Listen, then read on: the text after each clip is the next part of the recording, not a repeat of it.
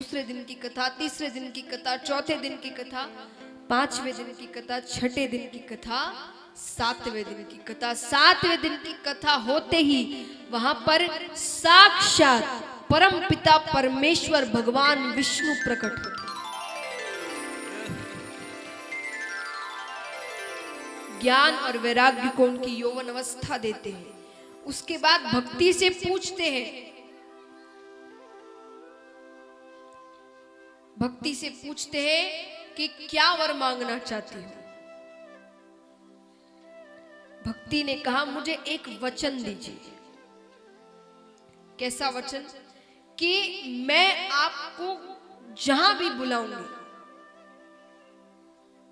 मैं यानी भक्ति के माध्यम से जीव आपको जहां भी बुलाए, वो चाहे बड़े धनपति से धनपति का घर हो या गरीब से गरीब का घर हो, बहुत ऊंचे कुल का घर हो या नीच से नीच व्यक्ति का घर हो, लेकिन अगर भक्ति के माध्यम से उसने आपको पुकारा है तो आप उसके घर जरूर जाए। तब ठाकुर जी वचन देते हैं कि भक्ति के माध्यम से मुझे कोई भी बुला ले, मैं उसके घर जरूर जाऊं। तो महाराज ये भक्ति का वचन है, इसलिए भक्ति को इतना महत्व दिया हुआ है। तो महाराज यहां पर ज्ञान और वैराग्य भी यौवन अवस्था को प्राप्त होते हैं। और जैसा मैंने कहा कि गुजरात में जो भक्त रहते हैं वो भी नरसिंह जी के आने से भक्ति में जाते हैं। और महाराज उन्होंने क्या कहा? काष्ठ कंठी, तुलसी की माला। तुलसी की माला का महत्व, आज बड़े बड़े भक्त होते, भक्ति की राह पर चलते, तुलसी की माला पहनते हैं। तो तुलसी की माला का क्या महत्व है? यहां कितने हैं जितने कोहिनूर हीरा देखा है? नहीं देखा। किसी ने देखा यहां पर? मैंने भी नहीं देखा। नहीं देखा। तो जो हमने देखा भी नहीं, उस कोहिनूर हीरे का पूरा हार भी बनवा लो, उसे पहन लो, तो भी मुक्ति होगी कि नहीं, नहीं पता। लेकिन अंत समय में तुलसी दल का एक भी, तुलसी का एक भी दल अगर मुख में हुआ तो नरक तो नहीं जाओगे, इस बात की गारंटी मैं लेती हूं। बोलिए तुलसी महारानी की। इस बात की गारंटी मैं लेती हूं।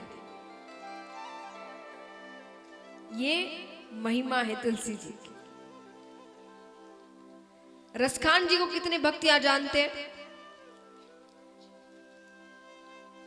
एक जानते, यानी उनकी कथा जानते हैं। जानते हैं? चलिए 3 4 आप जानते हैं उनकी कथा। यहां जितने बच्चे हैं उन्हें भी, बच्चे यानी जो युवा है, 10वीं 11वीं कक्षा के जो होंगे, आप जो पास कर चुके हैं, आपके हिंदी में पोएम्स आए होंगे, रसखान के पद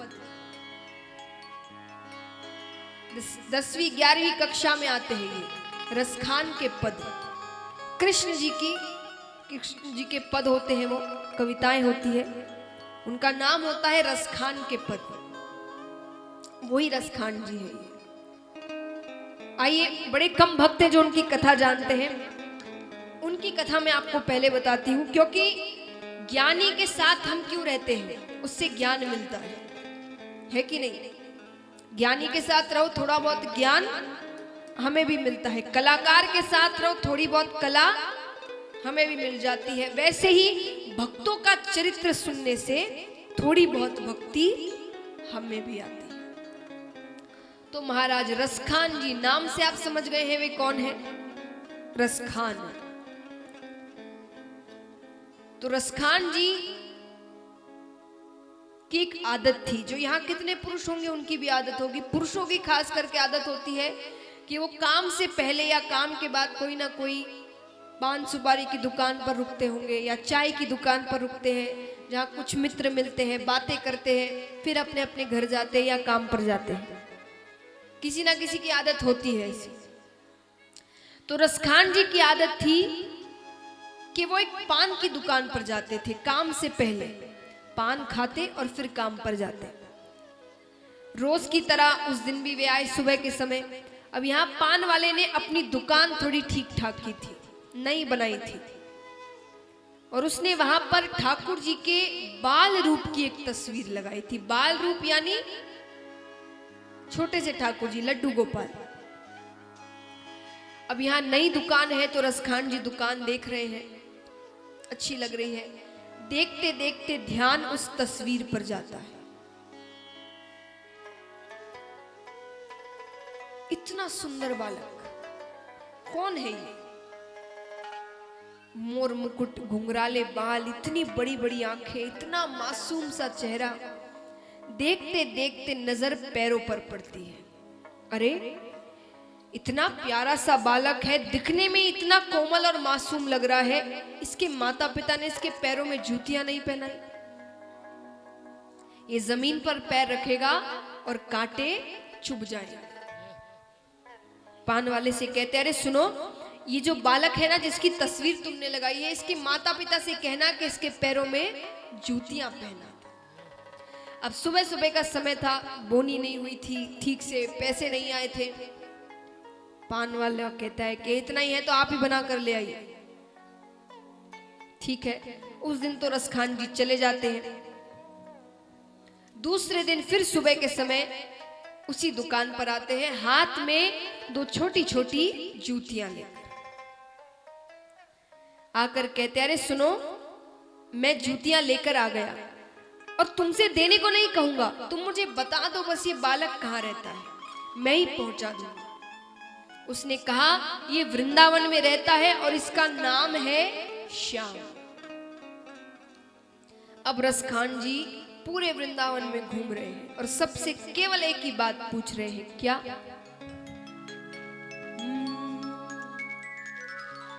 बताओ कहाँ मिलेंगे श्याम, बताओ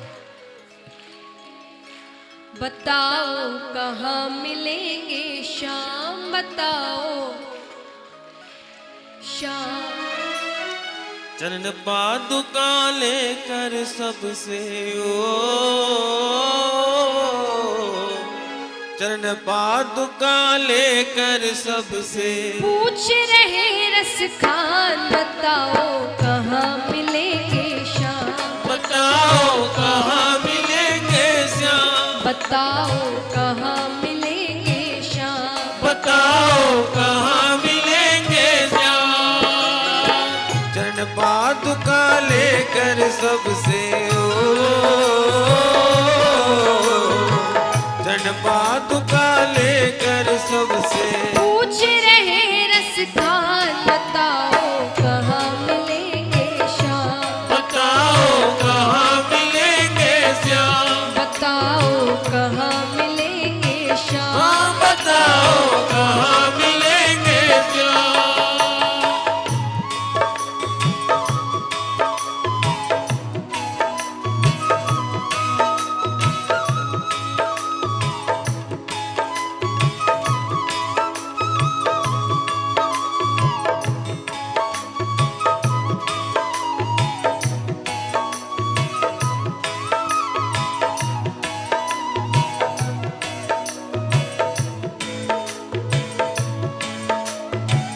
बोलिए कृष्ण कन्हैया लाल की।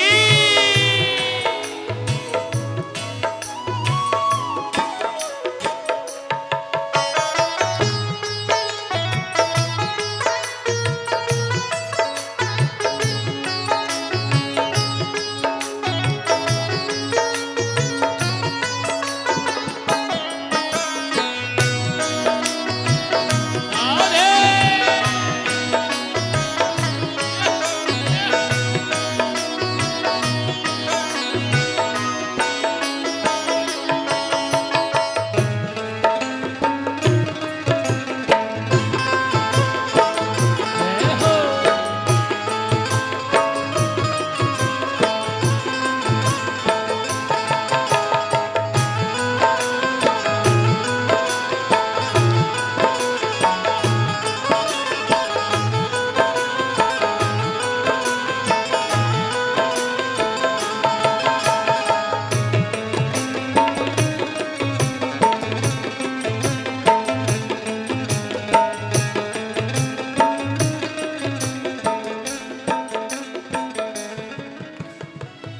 अब यहाँ कई लोग रास्ते में मिलते हैं, सब पूछ रहे हैं कि अच्छा बताओ वो बालक जिसे तुम ढूंढ रहे हो वो कैसा दिखता है। तो रस खान जी क्या कहते हैं,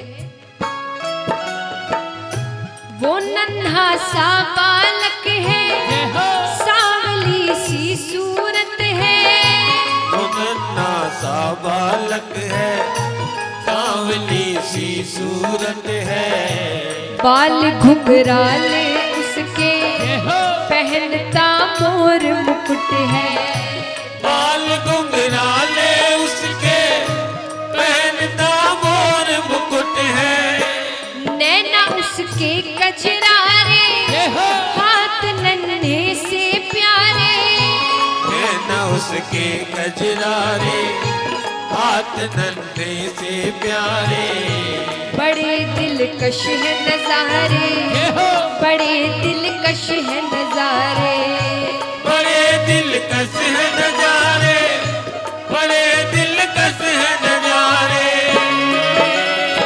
घायल कर देती है दिल को, घायल कर देती है दिल को, उसकी एक मुस्कान बताओ कहाँ